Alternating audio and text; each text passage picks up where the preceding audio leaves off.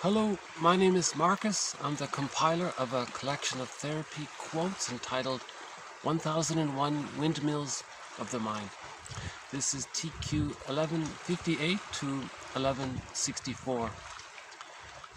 This next one is a follow-up on Margaret Mahler's idea that psychological birth doesn't happen automatically with the biological birth, right?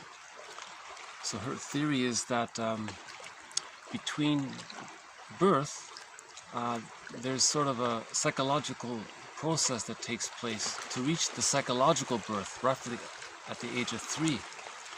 So her theory is that since humans come out of the womb too early, babies need an extended womb, right? So mothers provide the warmth and safety and security after birth as an extended womb. So it's meant to be that safe and secure because humans come out too early. Now that stage is called the stage of symbiosis. Like in the womb, the baby doesn't know where he ends and his mother begins. And the theory is that because the baby doesn't have a sense of two people, he thinks it's all about him. We don't know for sure, but that's the theory. Because if he's in the womb, he has a need, it gets met. He doesn't have to ask for it or do anything, it just gets met. And then after the womb, he has a need. The mother's attuned, she loves her baby, so she meets the need because that's her duty. So the baby thinks, oh, I have a need, and it gets met. So he thinks he's quite powerful, actually. So someone called this the stage of infantile megalomania. He thinks he's a little god, a little sorcerer, magician. It's called magical thinking. He has a thought or a wish and it gets met. Right? But that's healthy, that's normal. That's called primary narcissism. It's all about him. So this is called the stage of symbiosis. Right? Now the theory is the baby needs to get his needs met during this stage of symbiosis. He needs to have the mother be attuned to his needs and meet the baby's needs, just like it happened in the womb. Right? Now with enough love in the extended womb during those first few months after birth, the child feels safe enough, right, to start to hatch out of the metaphorical symbiotic egg with the mother. Right. Now this hatching out of the symbiotic egg is a gradual process. So it begins at about 3 to 4 months, they say, and then it continues until the age of 3, and it's a gradual process. So Mahler explains, so first there's the stage of symbiosis, then the baby begins to hatch out. That's called the practicing subphase of the separation individuation process. Okay, so the baby now he starts to walk. He has motor skills, so he can physically move around, but he's still fused. He still thinks the world is his oyster. He's still one with the mother. Then in the second year, he has greater locomotion skills, and he starts to understand that he's separate from his mother. The mother's a separate person. There's a world out there, and this world out there is not going to always meet his needs automatically. So he runs back to his mother for emotional refueling. But this time, the child is saying, hey Ma, thanks for meeting all my needs during the first year. I now see that there's a whole world out here, and you know, I want to follow nature's laws. You know, I'm going to grow like a tree wants to grow. I'm going to grow. So can you support me and learning about the world and understanding the world, and can you let me know that it's okay to leave you psychologically? Are you going to be okay with that? So the mother's meant to be a little bit like a cheerleader, I guess, but she has to communicate to the child that she supports his growing autonomy, that she's okay with him becoming his own person. Right? He needs to see that. That's called the rapprochement subphase of the separation individuation process. Then at about the age of 3, all of that love and support the child received, all of those memories in his mind, the theory is these memories sort of condense, coalesce, come together, they cluster together, and they form what's called the internalized holding object. All those memories are enough to be impressed in the child's mind that there's now, it's part of his psychic structure, that he's been loved. And this inner love supports him and it's there with him all the time. Right? Now he needs this internalized good object to allow his life force to gradually shift from the image of the other, the mother, to himself. Now that's the psychological birth, when his life force is invested in his self-representation. Because in the beginning, it's always with the mother. The baby has to bond to the mother, and he gives all of his life force to the mother. But by the age of 3, he can invest psychologically to himself. Right? Now, when that happens, because that happens, that means there's what's called whole object relations.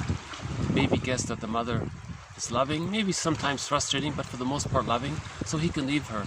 At the same time, his self-representation is whole, and he has enough self-esteem during that process. So that leads to the conclusion that I'm okay and you're okay.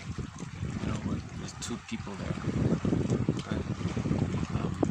Now, when that happens, the child then has access to what's called the real self. That's a part of the person that informs the person, that it tells him what he likes, what his unique wishes are, what his individuality is. It gives him that sense of his uniqueness. The real part of the self tells the child that, you know, you can set goals and express your uniqueness. That's meaningful. He's expressing his real self. Masterson says, if you're looking for meaning for life, find that real self, part of yourself, and express your real self. That's meaningful, right? The real self has various capacities. Capacity for creativity and intimacy, to form warm and loving relationships. And these relationships are not bogged down by wildly exaggerated fears of engulfment or abandonment, right? So there's a capacity for closeness and intimacy while not being constantly on eggshells, afraid of being engulfed or abandoned or that kind of thing. So the real self, so Masterson talks about the capacities of the real self in his book, The Search for the Real Self. That book, by the way, has won a Golden Windmills of the Mind Award. By the way, we're going to issue another Golden Windmills of the Mind Award at the end of this video, so hang on, okay? Now the theory is, no mother's perfect. She can't perfectly meet the baby's needs, be attuned. She can't always be there, maybe. So what the baby does temporarily, when the baby's frustrating, the baby, he does an ingenious thing. He hallucinates and thinks that his mother is not her, that it's some frightening other person. Right? That allows him to preserve the bond to the mother. The baby has to bond to the mother. If the mother's frustrating, right, he just thinks that's not her. And when she's loving, oh, that's her. That's called the splitting defense.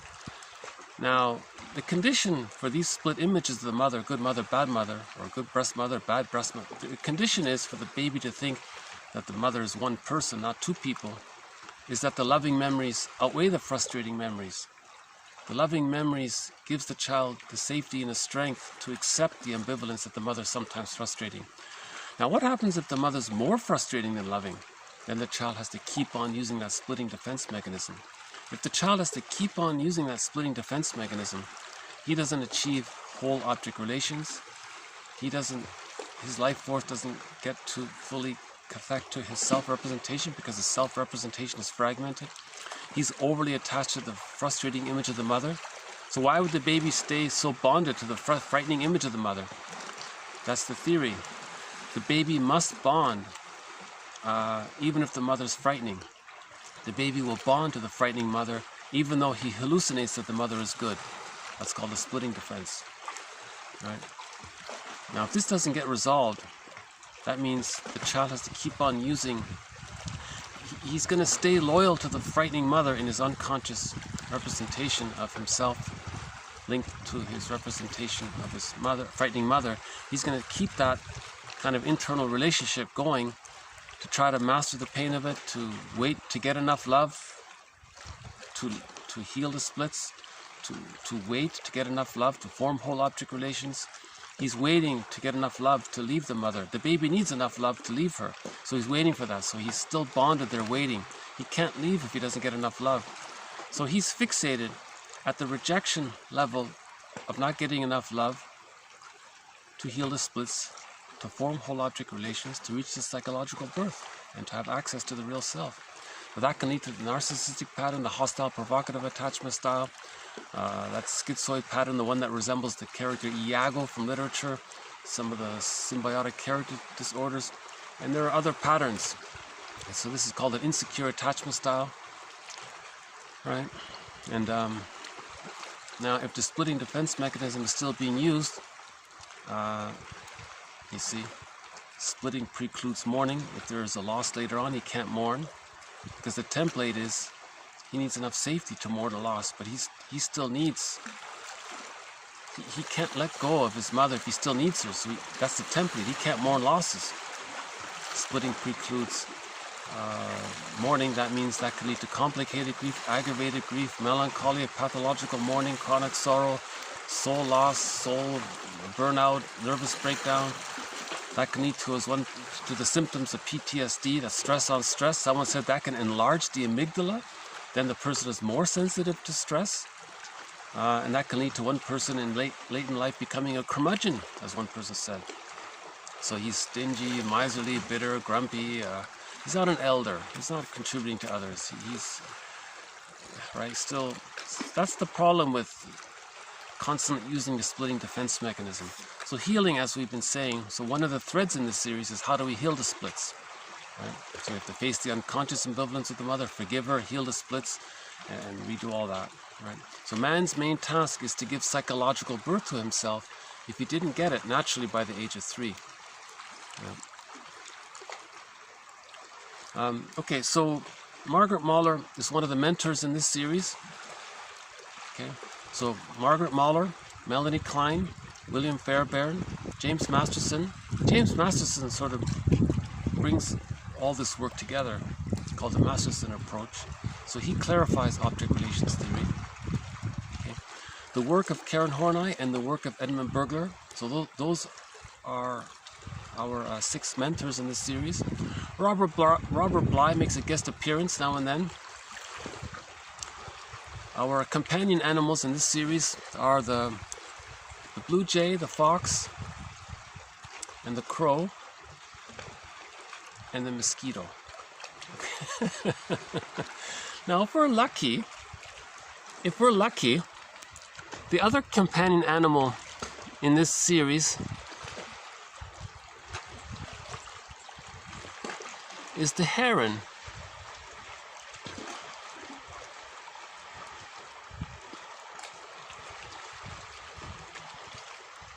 And if we're very lucky, we'll see the heron. But I've noticed that when I'm speaking, the heron's such a beautiful bird, but they're very sensitive. They usually don't appear when they hear people speaking. Okay, so let's this quote here, 1158. This author is, explaining Margaret Mahler's aspects of Margaret Mahler's theory of the separation individuation process, right? So that's again, that's one of the threads in this series. Every major defense mechanism is a thread in this series: splitting, projection, projective identification, reaction formation, rationalization, logical fallacies, that's a thread. Unconscious guilt, that's a thread. Emotional eating, that's a thread. We have about a dozen or so threads in this series. So one of the threads is Margaret Mahler's theory of the separation individuation process. So we're adding to our collection of quotes. Again, TQ1, therapy quote number 1 to 1001, that's the core collection of 1001 Windmills of the Mind. All of the quotes beyond 1001 are bonus quotes. So this is part of the bonus quotes material. But the bonus quotes material enhances and really enriches the core collection. And we're even starting a few new threads in the bonus material. Right? So, okay, so let's begin here. Okay, 11:58. Okay, the practicing subphase. Okay, so again, symbiosis, practicing, rapprochement, and then whole object relations, and then there's something called object constancy and psychological birth. So the main thing here is symbiosis, practicing, and then rapprochement. So those are the in-between steps between birth and the psychological birth. Okay, the practicing subphase of individuation. While the child enjoys his walking and moving away from mother, it is considered at this time that the child retains major components of the symbiotic fantasy of owning the mother and hence of omnipotence. So even though the child's walking around, he's moving around, playing with his toys, he's starting to practice leaving the symbiotic fusion with the mother, but he's still fused with the mother. So he's still omnipotent, the world is his oyster, he still thinks it's all about him, okay? So that's called the practicing phase, right? Okay, and again, from the baby's point of view, the mother's a giant, she's all powerful, all giving, and he thinks he's fused with the mother, and so he thinks he's her, so he thinks he's all powerful. That's primary narcissism. Now notice, if there's fixation there, that's the narcissistic pattern and all those other patterns, you see. Think it's all about him and entitled, you see. Okay. It is through a spurt in ego development that around 15 months there is a rapprochement crisis as a result of the child's better capacity to test reality and to see that mother is indeed separate from him. So now the child is wising up in the second year of life. He starts to figure it out. Oh, he's a person and the mother's a person. They're separate people. Okay, now this world around him doesn't always meet his needs, and so he's thinking, whoa, this is called a rapprochement crisis. Sometimes he panics, he returns to his mother for emotional refueling, and at the same time he returns to his mother saying, hey, there's this whole world out here and I want to explore and do things. Can you support me and teach me? Can you be my cheerleader? Can you help me? Is this okay? Can you support me to achieve the psychological birth? Would you be okay with it? Right? So that's an important question. Will the mother be okay with the child psychologically leaving her and becoming more autonomous and him being or her being his or herself, you know? So the child needs to know that, right? In yesterday's video, we talked about the Jocasta style of mothering. The Jocasta style of mothering is the mother doesn't want that to happen. She wants the child to stay psychologically fused with her, right? Because the mother is using the baby as a comforter for her, as a support system for her. So that child wants to know that. Are you going to be okay, Ma, if I follow nature's law that I grow, a tree grows, I want to be myself. Can you help me here? That's the rapprochement crisis, or the rapprochement subphase of the separation individuation process. Right. Okay. So what the child does, the child now tries to effect a re-engagement, a return to the closeness with the mother, and to engage the mother in joining him in the child's work of ego development. This is very different from seeking a return to a symbiotic relationship, which is biologically bound. Okay, let me clarify. During the rapprochement subphase, the child doesn't want to fuse. He doesn't want to regress to that first year of fusion, right? He wants support to complete the separation individuation process. So it's different. The relationship between the mother and the baby is fusion in the first year. In the second year to the third year, the baby wants to separate and he wants mother's love and support that way. So there's a huge distinction there, right? Okay, biologically based.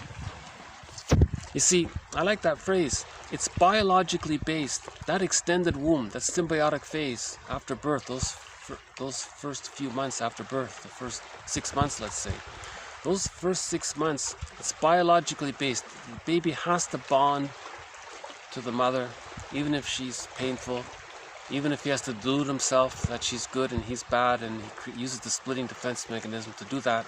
He has to bond somehow. Right? It's biologically based, even if it warps his psychology and it distorts how he sees things later on.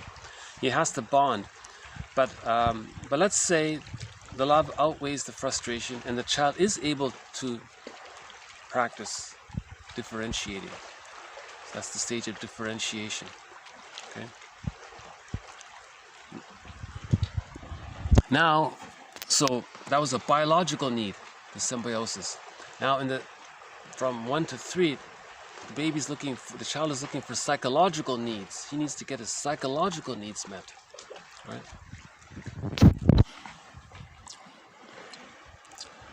Okay, so in this particular subphase of individuation, the rapprochement, right? The child's self-esteem begins to bud and is vulnerable. Through a healthy ego choice to be his own person, okay? He wants to be his own person. That's a healthy ego choice. It's healthy for the child to think, yeah, I'm going to be myself. I'm going to know myself and know thyself. Man's main task is to give psychological birth to himself. So even the little child thinks, I want to achieve the psychological birth. So that's a healthy ego choice. Okay, through a healthy ego choice to be his own person, the child now wants the mother to join him in development of his ego capacities to enable him to function more and more autonomously. So the child is saying, okay, Ma, teach me about things. How do I do things? And show me how to tie my shoelaces. Or teach me stuff. How does stuff work? You know. So he needs that support from his mother, right? Mahler calls it communicative matching. So the child learns something, and then the mother matches what he learns and adds to it and teaches him some more, and then it goes on like this, right?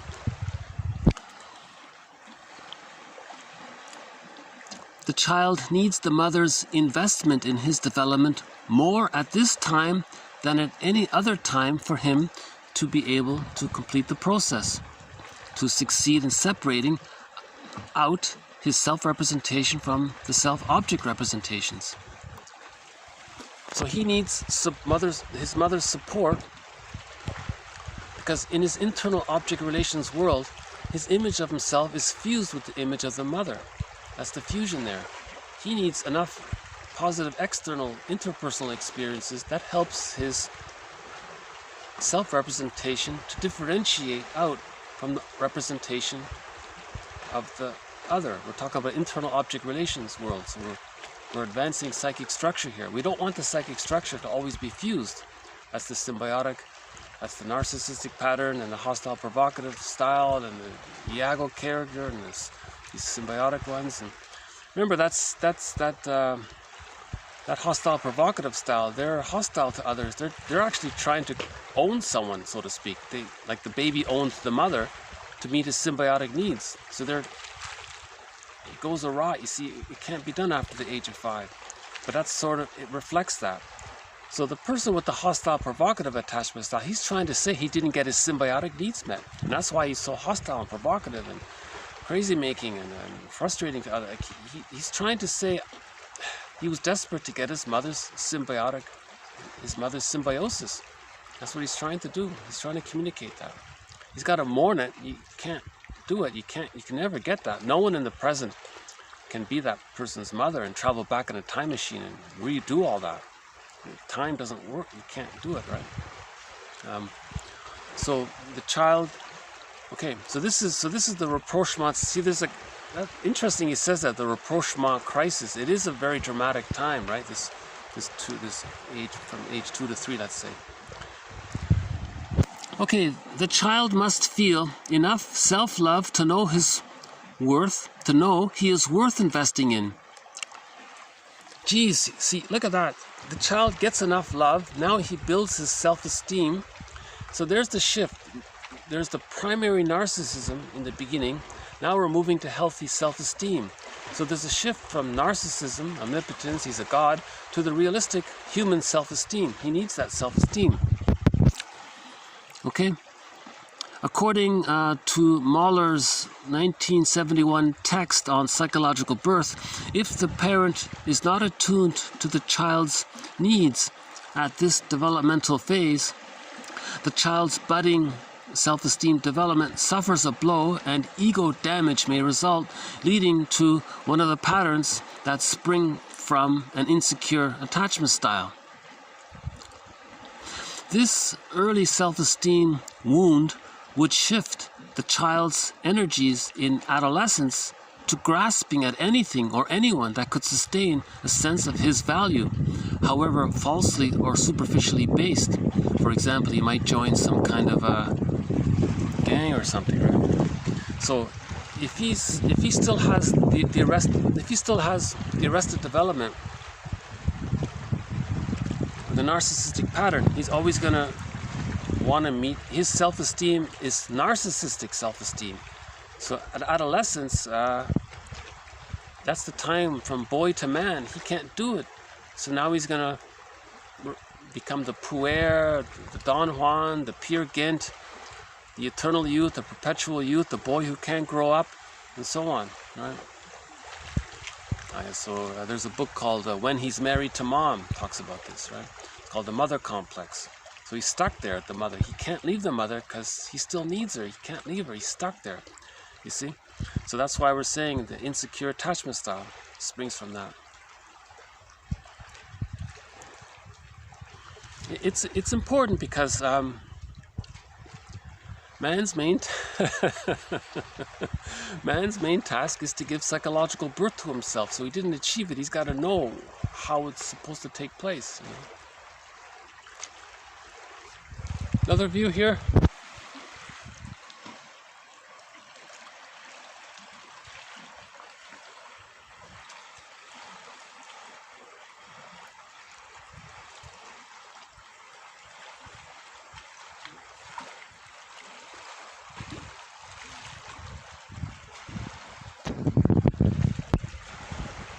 Yeah, I don't think we're going to see the heron. They come out late, early evening or late afternoon.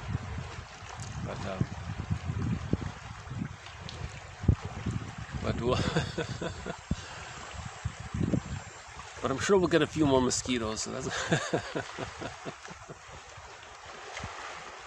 the odd seagull might fly by. And yeah, I don't see the seals. There used to be a few seals. Oh, there's one seagull there, I think. 112.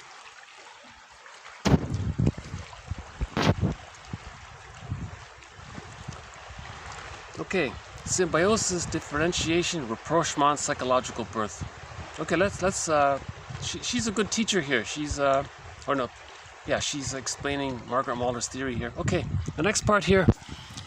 One comes through one's developing ego to the painful awareness that the fantasized symbiotic oneness is not true to external reality, and that the source of warmth and comfort and soothing is outside the self.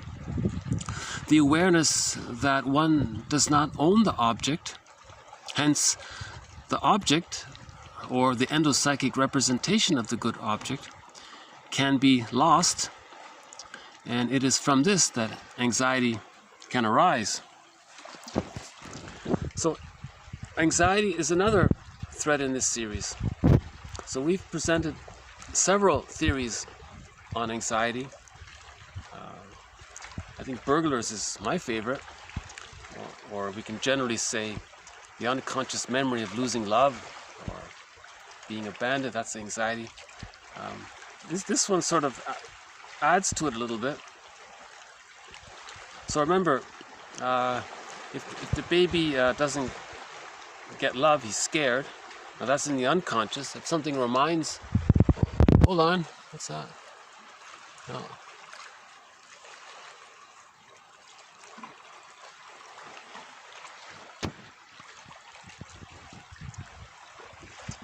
So as an adult, if something unconsciously reminds the person that they didn't get the love they needed, they're going to feel anxious, right? Because the narcissistic pattern is fused. So if he gets his narcissistic supply needs met, he coaxes others to admire him, or he finds a person with a closet narcissistic pattern to be with, or the codependent pattern, or he develops some skill and impresses others. So if he gets his supply, he can always stay fused. He doesn't feel anxiety. Now, if he doesn't get his supply, he'll feel anxiety, because that triggers the shift out of the symbiotic egg. But in his psychological structure, that didn't take place. So he's going to feel the anxiety there. So again, in the practicing phase, as the baby's running around, he starts to learn that that the symbiotic oneness that comforted him is not always there. Right? The mother can't follow him everywhere and love it. It doesn't work that way, right? He has to be autonomous, and he has to interact in the world, and interact with other people, right? So there's this little transition there.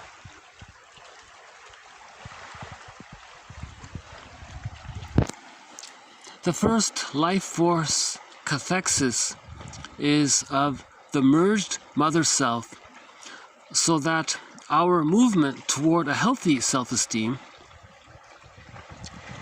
a healthy self-love, begins within the mother-infant dyad. Again, the first life force cathexis is of the merged mother self, so that our movement toward a healthy self-esteem can take place. It takes considerable development for the achievement of psychological birth of an autonomous self with the capacity for object love and self-love. But the base rests on the early foundation of a good, adequate experience of the normal symbiosis. Narcissus immersed himself in his own reflection in the pool of water. So that story of the myth of Narcissus, that's what we're talking about here with the symbiosis. He's stuck in the symbiotic phase. That myth means the baby didn't get the love he needs to leave his mother, and he's desperately looking for his mother. He can't find her. Now he's, in his psychology, he's fused with his mother. He sees his image in the pool of water. Since he and his mother are fused and he sees himself, he thinks, is his mother there? He sees himself and he's fused with his mother and he's transfixed there. That's a metaphor for the symbiotic fusion that he didn't get, or that he couldn't leave, or he's still looking for, right? So it's a good metaphor, this, the myth of Narcissus. And remember, he never left, right? He was stuck there.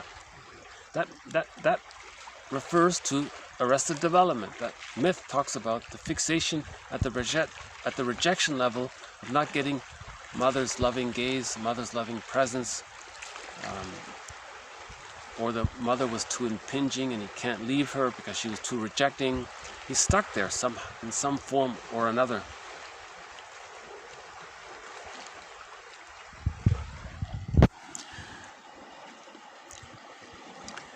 He was an impinged upon adult. In the Jocasta style of mothering, to survive psychologically, such mothers need their children to be extensions of themselves and need to be needed by those children. Therefore, they take unconscious steps to sabotage their offspring's independence.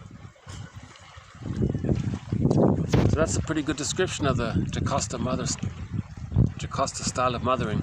So all along, all we've been saying is that the mother rewards regression of the child. The mother says, no, stay loyal to me. And if the child, during the rapprochement phase or the practicing phase, I'm not going to support your autonomy. I'm not going to help you leave me. No, you're going to stay dependent on me, because the mother is using the child to meet her needs. The mother has parentified her child, made the child a parent for her. That's called childhood parentification. That's a developmental trauma for the child. That's a huge issue, right? Or in the Peer Gynt case, covered a couple of days ago, the mother partnerifies the child. She wants her teenage son to emotionally play the role of husband for her. Awful situation, right? So that's all we've been saying about it so far. But I did come across a quote that sort of spells it out a little bit further, and you know, I didn't even want to post it, but since she kind of gave examples about it, I thought, okay, I'll quickly read it. Now, it's not posted below due to space limitations, but it's in the collection. So if you order the collection, the quote will be in there, but it's not posted below. So I'll just skim through it quickly, if that's all right, because I think she did. You're not going to like this next part. At the same time, the truth will upset you free. Many people may admit that this maybe did occur to some degree. So this next part is going to be a tough one. So, so here's what she says about the Jocasta mother. Right? Hold on a sec.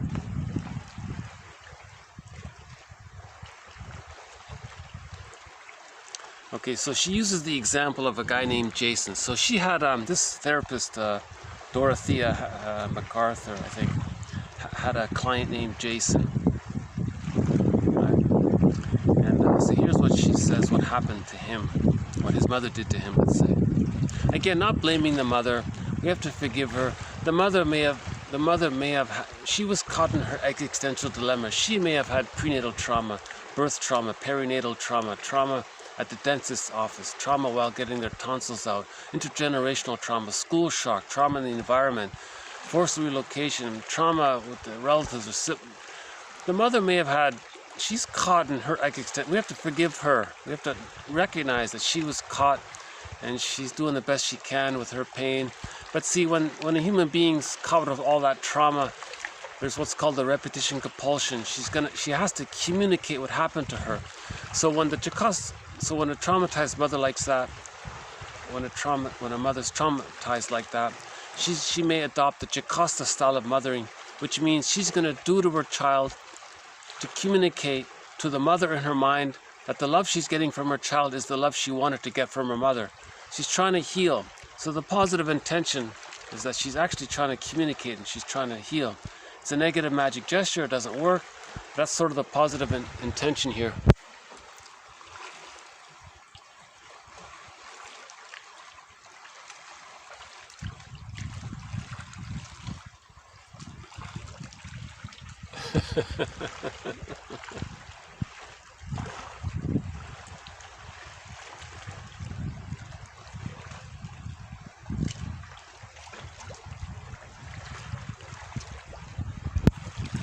I'm not sure what that little bird is. Maybe it's a baby of some kind. I think I saw some loons, but I'm not sure.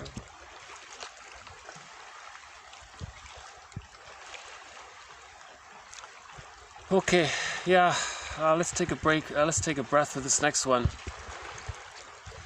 So this is, sitcoms show this.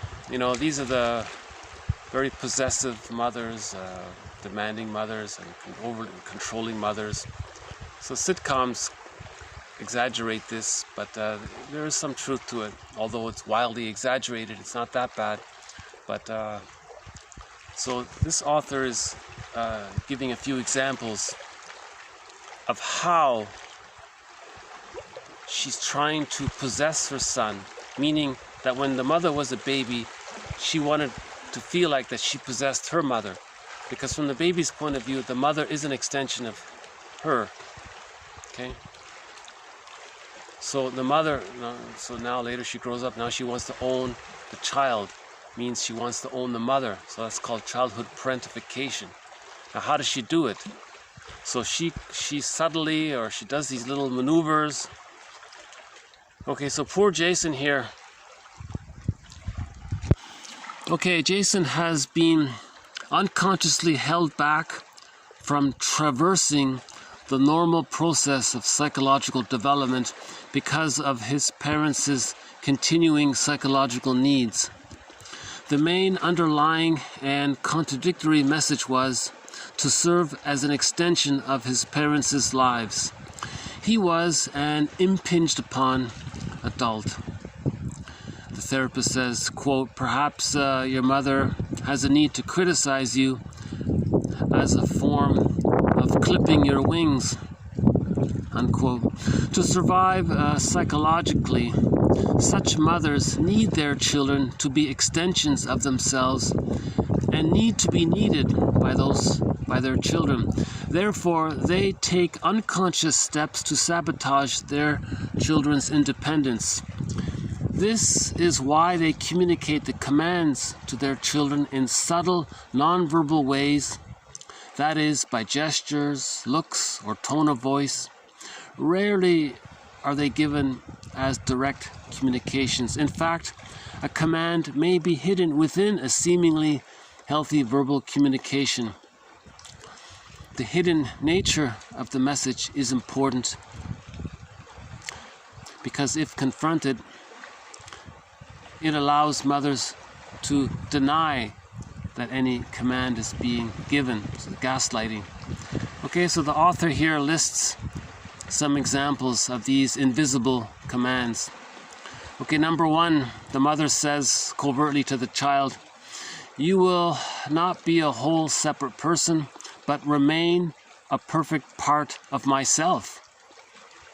2, "As a part of me, you must not dare to love anyone but me. Sure, you can get married, but I'm your first love," the mother says. "Even your father. You will not have any emotional or even physical need for anyone but me. I will provide all." That's what the mother's saying to the child. Right? Number 3, "You will not leave me emotionally. If you do, I will withdraw from you. If circumstances part us, you will be in a continuous state of anxious alertness to intuit my psychological needs. You will conduct yourself in ways that validate and calm me. And any failure in this task will bring a terrible emptiness, anxiety, and guilt." So she's really blackmailing the child. The mother here is saying, you don't serve me. I'll ignore you. So the child is really frightened. So the mother is really frightening the child to create that bond, like a Stockholm syndrome almost. Okay, number 4, "You will receive gifts from me that I insist you need. They will seem to be a statement of my love, but are actually manipulations to sabotage your mastery and maintain your obligation to me. I must turn aside any gift that you have for me that is also a statement of your mastery and maturity." I think the example, we got a boat there. Okay.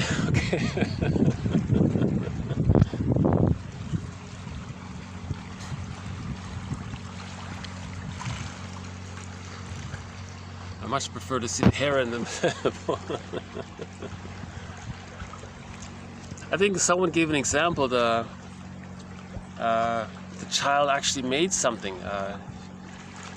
made a little paper flower or something, or drew a flower or like a painting or something and gave it to the mother. She just threw it aside,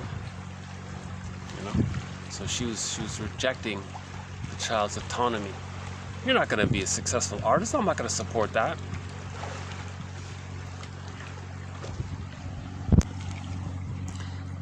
Okay, number 5. You will need and cling to your failures as an affirmation of dependence upon each other.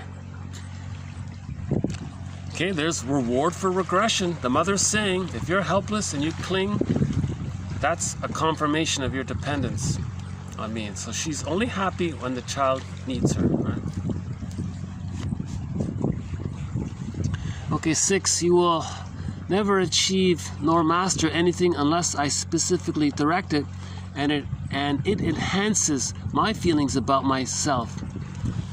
So Rinsley made this point. He asked the question, how is it that someone can be a scientist and cognitively develop, but still be emotionally a mama's boy and still be psychologically married to his mother? And right? He can't love his wife, or he can't have a mutual care with his wife. He still loves his mother too much, and he feels he's being disloyal to his wife if he gets too close to her. How is there such a split between cognitive development and psychological development? Rinsley says the mother might do that. She might say, okay, child, I'll support your schooling and your homework, but she's making it very clear, on the condition you're psychologically fused with me, your mind. But you can become a star and get a PhD. And she's doing that, Rinsley says, because she wants that little extra boost in her narcissism. Remember, the child's an extension of her. That's what he's saying here.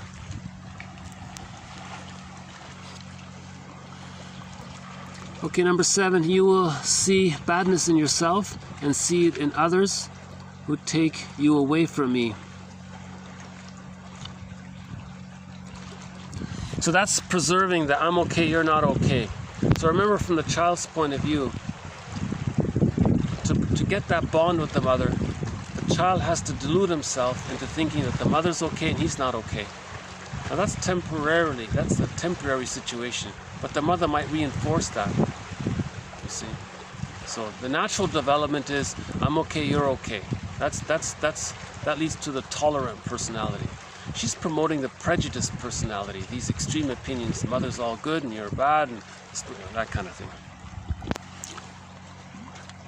Okay, next one, number 8. You will minimize, okay, your career and your happiness, right, because your focus is on the mother. Number 9, you will never be rid of my psychological need for you to be a part of me.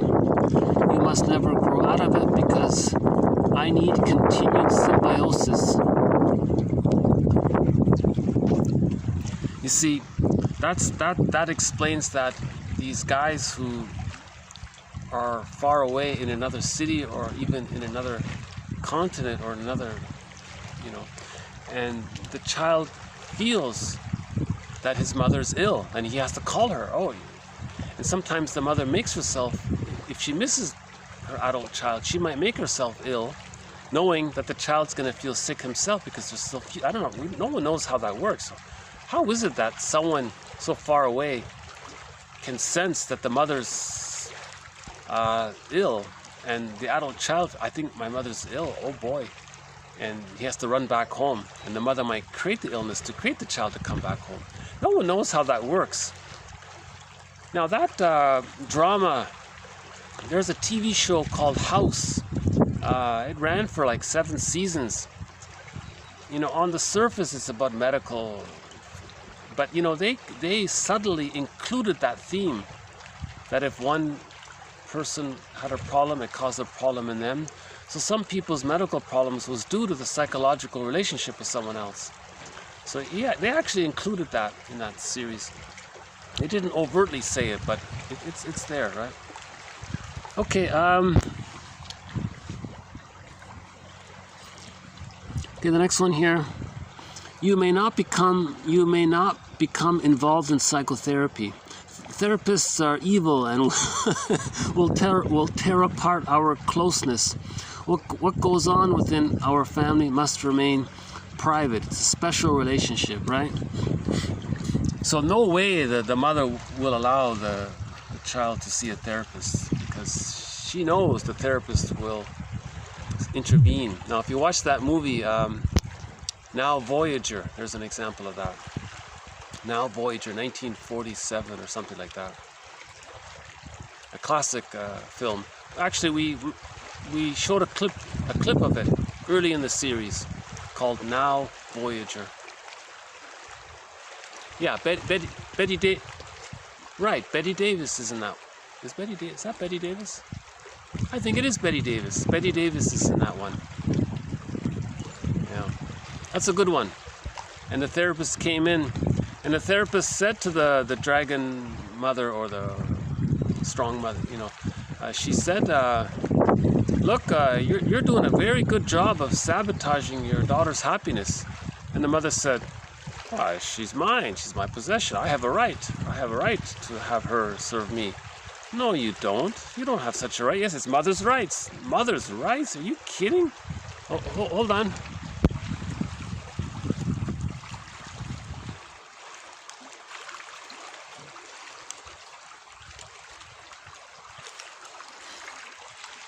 The therapist says to the mother that the child has rights. The child has a right to know himself or herself, to discover themselves, to make mistakes and learn and have trial and error, to receive support. The child has a right to grow in her own soil, in her own psychology. She has a right to achieve the psychological birth. And the mother, okay, she finally gets it, kind of thing. So the therapist had to, sort of help with the separation. Now remember, when a daughter is fused with the mother, the daughter is said to have an electric complex. An electric complex means she's fused with the mother.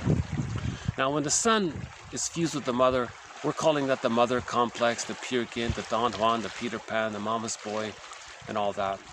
We're not using the other term. That other term is so damaged and confused, I don't even want to mention it. But the electric complex, no one uses that, so that's okay. Okay. Okay, number 11. Neither of us shall come to understand these commands consciously. Okay, so there's that, unspoken collusion. There's this unspoken deal there. So hold on.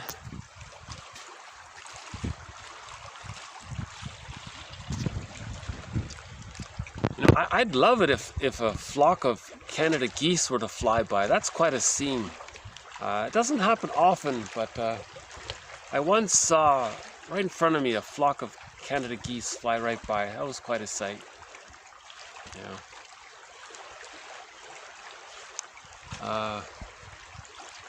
Gordon Lightfoot has a song about that, called, is it Restless? He will always love the sound of the Canada goose for as long as he lives. When you get that restless feeling. I forgot. Is it called Restless? One of Gordon Lightfoot's songs.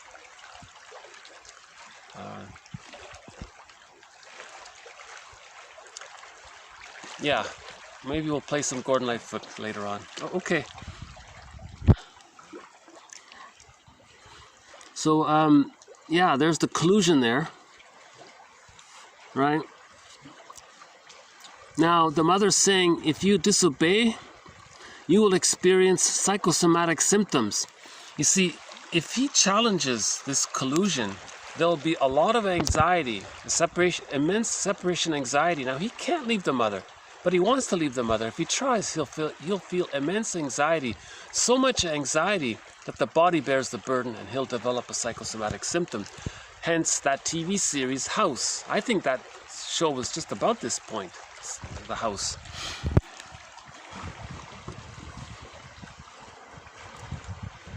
Okay.